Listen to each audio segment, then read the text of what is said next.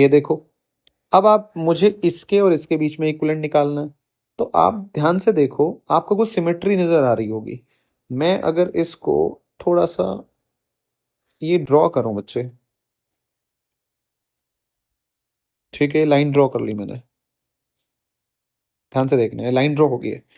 आप मुझे ये बताओ, जितना चार्ज, ये देखो, ये ऐसे कह रहा हूं मैं, ये वाला सर्किट और ये वाला सर्किट ऐसे आपको सिमेट्री नजर आ रही है, इनपुट आउटपुट सिमेट्री।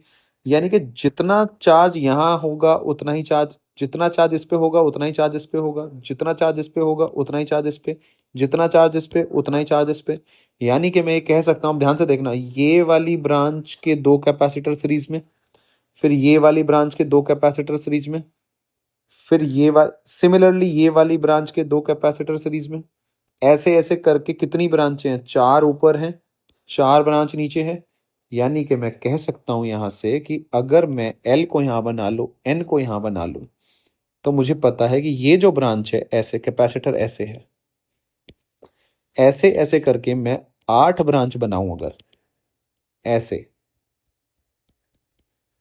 टोटल ब्रांचें गिन लो आप, एक दो तीन चार पाँच छः सात आठ, आठ ब्रांच बनाऊं, हर में दो कैपेसिटर है। तो एक का कितना है, ये सीरीज में हो गया और आठ पैरेलल में, यानी कि C/2। पैरेलल वाले जुड़ते हैं तो CLN will be equals to 8 × C/2, यानी कि 4C। आंसर। आई होप कि ये इनपुट आउटपुट सिमेट्री का लॉजिक आपको समझ में आया होगा। तो वो छोटा सा सर्किट है लेकिन दिखने में ऐसा बड़ा सा है, ठीक है, तो वो इनपुट आउटपुट सिमेट्री का यूज आना चाहिए। अगला सवाल देखो। अब देखो, जब ये सवाल सामने आया तो आपके आपको दिख के समझ में आना चाहिए कि यहां कुछ गड़बड़ है। यानी कि ये आपको व्हीट स्टोन दिख रहा है, ये रेशो सेम है, तो इसका मतलब कट कर दो, यहां कुछ नहीं होगा, ये कोई चार्ज नहीं जाएगा, तो इसका तो मीनिंगलेस है। तो इसका मतलब क्या बचा, ये इनका आया C सीरीज में है, इनका आया C/2, अगेन इनका आया C/2, सीरीज में है, ये भी सीरीज में है तो आधा हो जाएगा, C1 C2/C1 + C2, और सेम है तो आधा मान लेते हैं हम, आएगा ही आधा। अब ये सारे पैरेलल में है तो CLN तो जुड़ेगा, ये कितना हुआ जुड़ के, C, C यानी कि कितना आया 3C। इस तरीके से आप अप्रोच के साथ सॉल्व कर सकते हो। आगे देखो, फिफ्थ क्वेश्चन पे चलते हैं। देखो फिफ्थ क्वेश्चन में थोड़ा सा क्या है, यहां लैंग्वेज का इशू है, लेकिन मैं आपको एक प्रॉपर मैं समझाऊंगा कि ये सवाल का, ये वाले सवाल का क्या मतलब है। ये आंसर जो आपका आएगा, देखो ध्यान से देखो, पहले ये पूछ रहा है सवाल, each of the plate shown in figure has a surface area this, ये सरफेस एरिया है ऑन वन साइड, ठीक है। The separation between consecutive plate, इतना सेपरेशन सबका सेम दे दिया, एरिया दे दिया। The EMF of the battery जो लगा रखी है 10, ठीक है। Find the magnitude of charge supplied by the battery to each of the plates connected to it. सवाल पूछना चाह रहा है ईच प्लेट को कितना चार्ज, मैग्नीट्यूड कितना, जबकि आंसर इसने क्या दिया हुआ है कि बैटरी ने कितना चार्ज दिया। अभी मैं वो एक्सप्लेन करूंगा कैसे। तो यहां थोड़ा लैंग्वेज का इशू है, तो ये सवाल मेरे हिसाब से क्या, जो सवाल की लैंग्वेज बनती है टू ईच प्लेट नहीं, खाली इतना सवाल है। क्यों, वो आपके समझ में आ जाएगा। पहले आप इसको बनाओ, बना के आपको लॉजिक समझ में आ जाएगा। अगर मैं इसको एक प्लेट मानूं, इसको दो मानूं, इसको तीन मानूं, इसको चार मानूं, तो ये आप बनाओ बच्चे यहां कैसे। ये सेकंड और ये बच्चे फोर, इसके बीच में सेकंड को पॉजिटिव से कनेक्ट करना है, इसके बीच में बच्चे क्या लगाना है अपने को, 10 वोल्ट की बैटरी, ठीक है। कितना लगाना है बच्चे, 10 वोल्ट की बैटरी। समझ में आया। अब एक और तीन आपने ज्वाइन कर लिया, तो एक और तीन को बच्चे बना लिया यहां। वही सेम तरीका, एक से जाओ दो पे, ये स्पेस कट करो, तो एक यहां लिखो, 2 नंबर की प्लेट आपने यहां लगाई। फिर दो से जाओ तीन पे, सिमिलरली दो से गए तीन पे, फिर तीन से जाओ चार पे, बनाने का तरीका वही सेम, तीन से जाओ चार पे। आसान है, कैपेसिटर बन के तुम्हारा तैयार हो गया, हर प्लेट तुमने बना ली। अब मुझे पता है कि मेरा जो इक्विवेलेंट आने वाला है ये कितना है मेरा, 2C, ये है मेरा C, तो इन दोनों को मिलकर कितना आएगा, 2C/3, जो अभी हमने निकाला था। तो यानी कि मेरा सी इक्विवेलेंट क्या आ गया बच्चे, 2c/3 यानी कि 2/3 epsilon naught A by D. Clear है भाई? एक का कैपेसिटेंस कितना है, बाकी सब सेम ही है, तो एक का जो कैपेसिटेंस है वो कितना है, एप्सिलॉन नॉट। एरिया सेम है, डी सेम है, तो epsilon naught A by D. अगर आप देखो ध्यान से, अब मैं यहाँ Q is equal to C equivalent into V लगाऊंगा। तो Q मेरा चार्ज, और बैटरी ने कितना चार्ज दिया, C equivalent into V. C equivalent कितना आ गया, 2/3 into epsilon naught by D कितना है आपके पास, 4 मिलीमीटर। 4 × 10⁻³ इंटू एरिया कितना आ गया आपके पास, 96/एप्सिलॉन naught into 10⁻12 into 10। Epsilon naught से एप्सिलॉन नॉट गया, ठीक है जी। फिर आपने ये किया, 4×3 = 12, 12×8 = 96, तो 8×2 = 16, 16 इंटू, तो ये हो गया 10⁻⁻8 मीन्स 0.18 माइक्रोकूलम। बैटरी ने इतना चार्ज सप्लाई किया। तो बैटरी ने क्यों चार्ज इतना सप्लाई किया, मैं क्यों कह रहा हूं कि लैंग्वेज में थोड़ा सा इश्यू है, लेकिन पूछा क्या है कि magnitude of charge supplied by battery. अगर आप ये सवाल देखो, to each of the plate.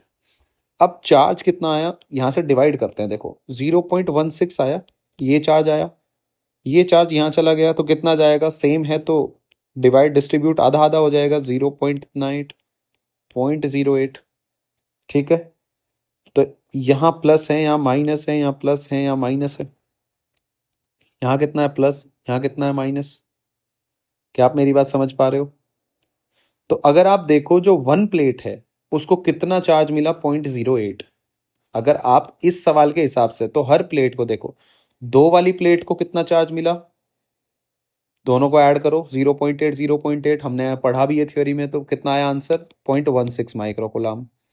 तीन वाली को कितना मिला, ये पॉजिटिव है, तो कितना है, जीरो माइनस के नेगेटिव है ना, -0.08, और यहाँ प्लस है, प्लस फिर सारा चार्ज ऐसे आ जाएगा जो इस पे इसके पास जाएगा, तो 0.16 माइक्रोकूलम। तो ये कितना आएगा, प्लस के 0.08 माइक्रोकूलम। तो थर्ड वाली प्लेट पे इतना चार्ज आया, चार्ज ऐड करते हैं ना हर प्लेट का अलग अलग। फोर वाली पे कितना आया, 0.16। तो आप दिख रहा होगा सबके पास अलग अलग चार्ज जाएगा। हाँ, मैग्नीट्यूड किस किस में सेम होगा, सेकंड वाली पे सेम आएगा, फोर वाली पे सेम आएगा, 0.16। भाई इसके पास माइनस का है, इसके पास प्लस का है, लेकिन उसने मैग्नीट्यूड की बात करी है, तो हम साइन वाइन नहीं देखेंगे, खाली मैग्नीट्यूड की बात करेंगे। तो मैग्नीट्यूड में तो ये भी आ गया, और इस पे सेम है, ठीक है, लेकिन 1 और 3 पे सेम जाएगा, मैग्नीट्यूड की बात कर रहा हूं। तो इसलिए इस वाले सवाल के हिसाब से थोड़ा सा ये लैंग्वेज का इशू है यहाँ। ये ईच ऑफ द प्लेट आप कट कर सकते हैं, तो अब बैटरी ने कितना चार्ज दिया जो सप्लाई करेगी बैटरी, आंसर आएगा 0.16। इसके हिसाब से आंसर दे रखा है। आगे बाकी आपको अगर प्लेट पे अलग अलग भी पूछे, तो वो आप इस तरीके से बता सकते हो, कोई दिक्कत वाली बात नहीं है। हर प्लेट पे लिख लो किस पे पॉजिटिव किस पे नेगेटिव। तो इसीलिए जो कौन सा क्वेश्चन है ये हमारा बच्चे, पांचवा, फिफ्थ वाले का जो आंसर है आपका, फिफ्थ वाले का फर्स्ट। तो बैटरी ने कितना करंट दिया है, ये इस हिसाब से आंसर आपको गिवन है। तो आपको आना चाहिए, लेकिन अगर आपको थियोरिटिकली आप स्ट्रांग हो, आपने सीखा हुआ है, तो आपको पता है कि कहाँ गड़बड़ है कहाँ गड़बड़ नहीं है। तो अगर ये पेपर में सवाल होता तो बोनस होता पक्का। तो इस तरीके से हमें चीजें पता होनी चाहिए। अब आगे देखते हैं, सिक्स्थ का सॉल्यूशन देखते हैं बच्चे। ध्यान से देखो, चार प्लेट है, डी डिस्टेंस अपार्ट है, तो ये आपने डी सबका सेम है। The extreme plate are connected, ठीक है। The potential difference V is applied to inner, यहां पोटेंशियल डिफरेंस V लगा दिया। The electric field between 1 and 2 plate. चलो पहले एक बार सर्किट बना लेते हैं, आप हमेशा इस पे पहले आप बनाओ। तो 2 इधर बच्चे, 3 इधर, 1 और 4 बच्चे कनेक्ट कर रखा है, तो बनाओ आप, 1 से 2 जाओ,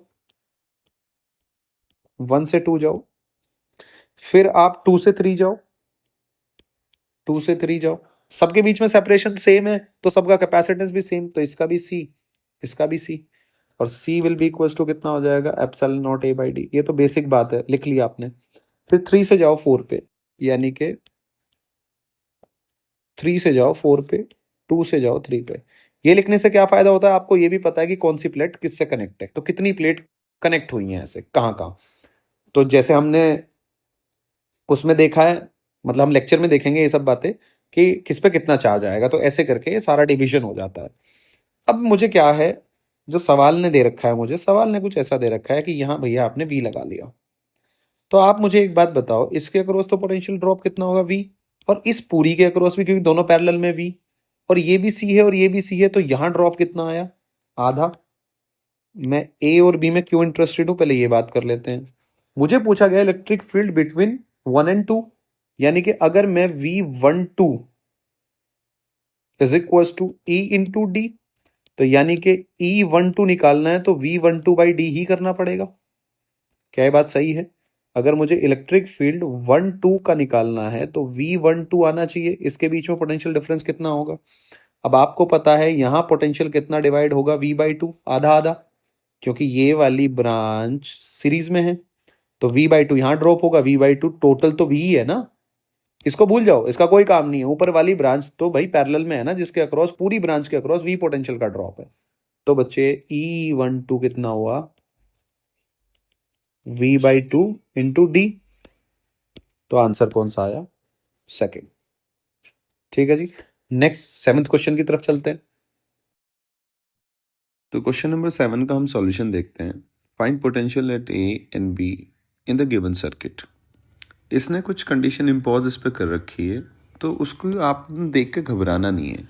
ये ग्राउंड करने का मतलब बस इतना सा है कि यहाँ आपको ज़ीरो मानना है, वो बात की बात है। पर पहले मुझे पता तो हो किस कैपेसिटर पे कितना चार्ज है, तो वो अभी आप सर्किट को सिंपल मान, क्योंकि पोटेंशियल तो मेरा यहाँ मैं 5 मानूँ, 10 मानूँ, 20 मानूँ, वो बात की बात है। वो तो मानना है। पहले मैं यहाँ 0 मानता था तो यहाँ कितना आ जाता था, 100। तो पहले एक बार आप चार्ज निकालो, देखो इसका इक्विवेलेंट कैपेसिटेंस कितना आएगा। अगर आप देखो C equivalent will be equals to C/5 बेटा। चार्ज यानी कि कितना, बैटरी कितना चार्ज देगी, वो आएगा तुम्हारा C/5 इंटू बच्चे 100, यानी कि 20C। तो इतना तो पता चल गया कि सबके ऊपर 20-20 गुलाम चार्ज जाएगा, और ये पॉजिटिव रहेगा, negative positive negative positive negative positive, ऐसे करके। ठीक है, अब मुझे पोटेंशियल डिवाइड करना है इस सवाल के हिसाब से। आप, ये VA पॉइंट है, यहां उसने कह दिया कि यहां मैंने 0 मान लिया, अब डिवाइड करो, कोई बात नहीं, इसके हिसाब से डिवाइड कर लो। So VA plus minus Q/C minus Q/C minus Q/C is equals to 0। इतना ही तो है 3 के बाद। भाई यहां से यहां तक KVL लगा लिया, क्योंकि अब उसने फोर्सफुली कह दिया कि यहाँ पे आपने 0 मान लिया, मैंने वही मान के कंडीशन अप्लाई कर लिया, यानी कि VA minus 20C/C minus 20C/C minus 20C/C is equals to 0, cut गया। So VA will be equals to 60। Similarly जब आप इसको निकालोगे, यहां से यहां तक लगाओगे तो कितना आएगा, 0 माइनस 2, डायरेक्ट नहीं लिखता हूँ, चलो सीधा ऐसे लिख देते हैं, 20C/C minus 20C/C is equals to VB। So VB आ गया माइनस के 40 वोल्ट, यानी कि आपका ऑप्शन आया ये। अब दूसरी बात आप ध्यान से सुनना, जब भी कभी ऐसा डिवीजन का सवाल आए इस सवाल में, तो मैं सीधा भी कर सकता हूँ। देखो आप ध्यान से देखो, अगर मैं ए पे ऑप्शन से क्रॉस वेरीफाई करता हूँ, अगर मैं ए पे 40 मान लूँ, यहाँ 40 मान लूँ, तो यहाँ से चलो 40 minus plus minus minus 40 minus 100 कितना हो गया, 60। ये कितना दे रखा है, 0, नहीं हो सकता। सिमिलरली 50 नहीं हो सकता। 40 पे चले जाओ, ये 40 ले लो, 40, तो इसका मतलब यहाँ कितना आना चाहिए, -60, नहीं हो सकता। भाई 40 माइनस 100 वही तो इस पॉइंट का होगा ना, इस पॉइंट का भी, इस पॉइंट का, इस पॉइंट का वही देगा, -60। 60 पे आ जाओ, 60 लो, 60 माइनस 100 माइनस 40, ये ऑप्शन मैच कर रहा है, इसका मतलब ये आपका करेक्ट ऑप्शन होगा। तो आप ये वाला सवाल कब कर सकते हो, बिना सॉल्व करे भी कर सकते हो। हाँ, तब अच्छा बनता है सवाल अगर ये ऐसे -40 होता और ये 60 होता, तब आपको प्रॉपर निकालना पड़ता कि कहाँ कितना आ रहा है, वो एक अलग कहानी होती। लेकिन इन 4 ऑप्शन के हिसाब से आप सीधा ऑप्शन से भी मैच करके यहाँ से यहाँ तक, जैसे अभी मैंने बताया, वो भी आप कर सकते हैं। तो ये पर इसका एग्जैक्ट सॉल्यूशन जैसे मैंने किया है। आगे बढ़ते हैं। एट्थ में फिर देखो, एट्थ में इसने कहा क्या कह दिया, यहाँ जीरो है यहाँ जीरो है, तो आप क्या करो, जब इन दोनों पॉइंट का पोटेंशियल सेम है तो इसको मिला लो, तो ये कुछ ऐसे दिखेगा आपको, सी टू सी, और यहाँ आपने बैटरी लगा रखी है, लगा दो, कितने की जी, 10 वोल्ट की, और इन दोनों पॉइंट को एक जगह कर लो, यहाँ कहीं तो जीरो था ना पोटेंशियल। अब जीरो पोटेंशियल मानना हो तो बात की कहानी है ना, मैं तो सर्किट को सर्किट के हिसाब से सॉल्व करूंगा, तो जीरो तो आपने जीरो मान लिया, तो यहाँ 10 आ गया, लेकिन पोटेंशियल डिफरेंस तो बैटरी का उतना ही रहा ना, इस पर थोड़ी ना कोई चेंज आ जाएगा, यानी कि यहाँ तो पोटेंशियल डिफरेंस इस पॉइंट का और इस पॉइंट का क्रॉस तो भाई यही रहने वाला है। आप यहाँ 5 मान लोगे तो यहाँ 15 हो जाएगा, आप यहाँ 20 मान लोगे तो यहाँ 30 हो जाएगा, लेकिन यहाँ डिफरेंस तो उतना ही डिवाइड होगा। तो अब देखो किस पे पूछा है, फाइंड द चार्ज स्टोर्ड, इस पे पूछा है, तो यहाँ पोटेंशियल का ड्रॉप निकाल लो, और वो कैसे आएगा, इनवर्स रेशियो से। So we will be equals to 2C/3C into 10, cut गया, यानी कि 20/3, ये डेल्टा वी आया तुम्हारा, यानी कि क्यू इस पे कितना आ जाएगा, CV, C delta V, actually delta V होता है तो आप डेल्टा वी ही लिखो, याद वैसे ही रखो, क्योंकि गलत अगर बोलोगे तो दिमाग गलत सीखना शुरू कर देता है हमेशा, याद रखना मेरी ये बात, ये बड़ी गहरी बात बता रहा हूँ मैं आपको, जैसा दिमाग को ट्रेन करोगे दिमाग वैसा ही आपका रिएक्ट करेगा। तो ये 40 आ गया माइक्रो कूलम, तो ये आपका आंसर आया। एट्थ वाला देखो, capacity of a capacitor of A plate area A1, ठीक है, एंड प्लेट एरिया, ठीक है, A2, ये बड़ा इंपॉर्टेंट है, ये का कुछ ना कुछ इंपॉर्टेंट पाएगा। Placed in front of each other, अच्छी है, तो देखो ऐसा है, ठीक है बच्चे। अब ये क्या दे रखा है इसने कि इसका जो एरिया है A2 है, इसका एरिया A1 है, और A2 का एरिया, A2 कम है तो इसको थोड़ा सा छोटा बना लो, वही ओवरलैपिंग एरिया वाला कॉन्सेप्ट आ गया A2। तो मुझे यहाँ से मतलब है, यानी कि C will be equals to epsilon naught A2/D, overlapping area, क्योंकि वही सारा चार्ज स्टोर्ड होगा, तो सेकेंड ऑप्शन, ठीक है जी। ये सब बातें हमने लेक्चर में पढ़ी हुई हैं, सारे कॉन्सेप्ट, बस आपको अप्लाई करना आना चाहिए अब, ठीक है। In the given circuit charge कितना दे दिया आपने, 80 माइक्रोकूलम, इसकी अपर प्लेट को यहाँ दे दिया, तो चार्ज तो भैया ऐसे फ्लो करेगा, अगर मैं इसे सर्किट मान लूँ, और मुझे पता है then the charge on the upper plate, charge divide होगा, और चार्ज कैसे डिवाइड होगा, देखो Q is equal to CV, रटने की जरूरत नहीं है, पैरेलल में क्या होगा तुम्हारा, वोल्टेज सेम, यानी कि चार्ज C के प्रोपोर्शनल डिवाइड होगा, यानी कि मुझे निकालना है 3 पे, यानी कि 3/5 इंटू 80, 48 माइक्रोकूलम। ये पूछ रहा है अपर प्लेट पे कितना चार्ज आएगा, यानी कि प्लस के 48, जैसे हम करंट को डिवाइड करते थे ना भाई, देखो करंट को आपको रटने की कोई जरूरत नहीं है कि इनवर्स रेशियो में फलाना डिकड़ा, कुछ नहीं, आप बस ये देखो, जैसे R1 था, ये R2 था, ये I1 था, यहाँ I2, ऐसे कहते हैं ना, यहाँ करंट गया, I1 इधर चला गया, देखो आप देखो ना, I is equals to delta V/R होता है, डेल्टा V तो दोनों के अक्रॉस सेम हो गया, so I inversely proportional to R, तो ऐसे इनवर्स रेशियो में डिवाइड कर दिया, और इनवर्स रेशियो का मतलब होता है जब भी आप किसी भी चीज में, इनवर्स रेशियो मतलब अगर इसकी कोई चीज निकाल रहे हो तो इसको ऊपर रखो, डिवाइड बाई प्लस दोनों को कर दो। तो मुझे अगर देखो यहाँ में I1 निकालना है, इनवर्स रेशियो I1 निकालना है, तो जो यहाँ पे आएगा वो R2 आएगा, divide by R1 plus R2 into I total, ठीक है। तो ये इनवर्स रेशियो इनके मीनिंग होते हैं, ठीक है, थोड़ा सा आपको रिकॉल हो गया होगा, तो इस तरीके से हमने अप्लाई किया है, क्लियर है। आगे चलो जी। अब देखो ये बड़ा अच्छा सा सवाल है, ये क्या सवाल है मैं आपको थोड़ा समझा देता हूँ, आपको फिर अच्छा लगेगा। ये प्लेट ऐसे बना रखी है, ठीक है, ये कंडक्टर से सवाल है बेसिकली। तो इस पे चार्ज है जी +Q, इस प्लेट पे चार्ज है -Q। अब अगर मैं इस प्लेट के सिंपल डिस्ट्रीब्यूशन करते हैं तो डिस्ट्रीब्यूशन कैसे करते हैं बेटा, चलो इस पे डिस्ट्रीब्यूशन करते हैं, इन चारों प्लेट पे डिस्ट्रीब्यूशन करते हैं। तो डिस्ट्रीब्यूशन जब आप करोगे तो टोटल चार्ज कितना हो गया जी, क्यू टोटल कितना करते हो आप, Q minus Q is equal to zero, तो डिवाइड बाई टू करके हम करते हैं, तो इसका मतलब यहाँ भी जीरो, यहाँ भी जीरो, यहाँ जीरो तो प्लस क्यू सारा चार्ज यहाँ आ गया, माइनस क्यू यहाँ आ गया, यहाँ जीरो, यहाँ जीरो, यहाँ जीरो, यहाँ जीरो। ये तो हो गया इनिशियल डिस्ट्रीब्यूशन, ठीक है जी, जो आपको यहाँ दिख रहा है। तो आपको वो भी करना आ गया।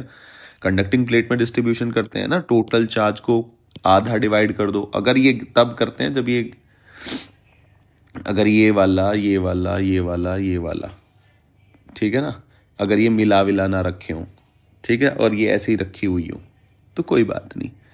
अब इसने क्या किया आपके साथ, इसने कुछ ऐसा कर दिया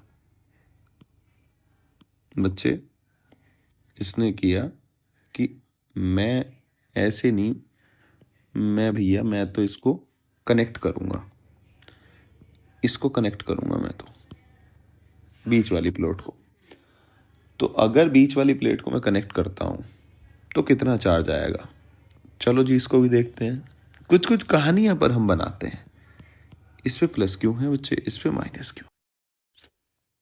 मुझे पता है इसका भी पोटेंशियल वी होगा, इसका भी होगा, दोनों का कनेक्ट करते ही पोटेंशियल सेम हो जाता है। अब मुझे पता है वही सेम कॉन्सेप्ट, अगर दो conduct, delta V is equal to E dot D R. अब इस दोनों के बीच की बात कर रहा हूँ, इन दोनों के बीच की बात कर रहा हूँ। क्या डी आर इनके बीच का डिस्टेंस जीरो हो सकता है, नहीं, क्योंकि डेल्टा वी क्या है, जीरो, यानी कि ई डॉट डी आर। इसका मतलब है कि डी आर तो कभी भी जीरो हो नहीं सकता भाई, इनके बीच के डिस्टेंस, तो ई को ही जीरो होना पड़ेगा। ई जीरो कब होगा, जब चार्ज ही ना हो, वही केस है। तो इसका मतलब यहाँ तो चार्ज आएगा जीरो। ये बात मुझे पता चल गई यहाँ से। अब मुझे डिस्ट्रीब्यूशन करना है, तो मैं क्या करता हूँ, मैं डिस्ट्रीब्यूशन कुछ ऐसे कर लेता हूँ कि भैया मैं यहाँ चार्ज मान लेता हूँ कि यहाँ क्यों चार्ज अपीयर हुआ। भाई इस पे टोटल चार्ज अगर आपने मिला भी दिया तो चार्ज तो आइसोलेट ही है ना, चार्ज तो माइनस क्यों ही है। मैंने मान लिया कि क्यों चार्ज मान लो यहाँ अपीयर हो रहा है, तो सीधी सी बात है माइनस क्यू यहाँ अपीयर होगा। यहाँ इक्वल एंड अपोजिट अपीयर होता है तो वहाँ क्यू प्लस क्यू होगा, और क्यू में से क्यू ये घट के तो यहाँ कितना आ जाएगा, माइनस क्यू। भैया क्यू में से इसको माइनस करोगे तो वो ये तो चार्ज आएगा यहाँ पे। So q minus q minus q minus q आ गया। यहाँ बच्चे माइनस क्यू आया, यहाँ बच्चे प्लस क्यू आया। अब देखो, अब हम वही बेसिक कॉन्सेप्ट पी पॉइंट पे निकालते हैं। कंडक्टर की प्रॉपर्टी है कि inside the conductor electric field क्या होना चाहिए, जीरो। ये किसकी, कंडक्टर की प्रॉपर्टी है। भाई ये कंडीशन भी सेटिस्फाई होनी चाहिए, चलो तभी तो सारा चार्ज वैलिड होगा। अब आप ध्यान से देखो, इसकी वजह से ये तो प्लस है तो ये माइनस, यानी कि इक्वल एंड अपोजिट है, तो इसकी वजह से तो क्या, अगर पॉजिटिव की वजह से इधर होगा तो नेगेटिव कैसे इधर, तो ये तो कैंसिल आउट होने वाला है। तो इसकी वजह से कैंसिल आउट हो गया इलेक्ट्रिक फील्ड, बहुत अच्छी बात है। इसकी वजह से तो जीरो, ये होगा ही नहीं। सिमिलरली इसकी वजह से बचा, किसकी वजह से, देखो इसकी वजह से कैंसिल आउट, लेकिन इस पॉजिटिव की वजह से कहाँ होगा, पॉजिटिव की वजह से यहाँ होगा, इस नेगेटिव की वजह से यहाँ होगा, तो ये दोनों भी जीरो होने चाहिए। तो कुल मिला के बात क्या है कि कंडीशन मेरी कहाँ आ गई निकल के, कि मेरा minus Q upon a epsilon not, जो इसकी वजह से इलेक्ट्रिक फील्ड है, ठीक है, ये मेरा किसके बराबर होना चाहिए, Q by A epsilon not के बराबर होना चाहिए। यानी कि जब मैं इसको जोड़ूंगा तो two q upon a epsilon naught is equal to zero. इसका मतलब यहाँ से क्या बात निकल के आई, q should be equal to zero. ये तभी पॉसिबल है, ये तभी पॉसिबल है ये ई पी ज़ीरो होना जब क्यू की वैल्यू ज़ीरो हो। तो मैंने निकाल लिया प्रॉपर। अब मैं डिवाइड करो, देखो आपको सब पता चल जाएगा। यहाँ ज़ीरो, ये ज़ीरो, ये भी ज़ीरो, ये भी ज़ीरो, ये भी ज़ीरो, क्यू की वैल्यू ज़ीरो रखो, माइनस क्यू, क्यू ज़ीरो, खुद पता चल गया। इसका मतलब after the charge appearing on the capacitor be after long time the switch is close, कोई चार्ज नहीं जाएगा।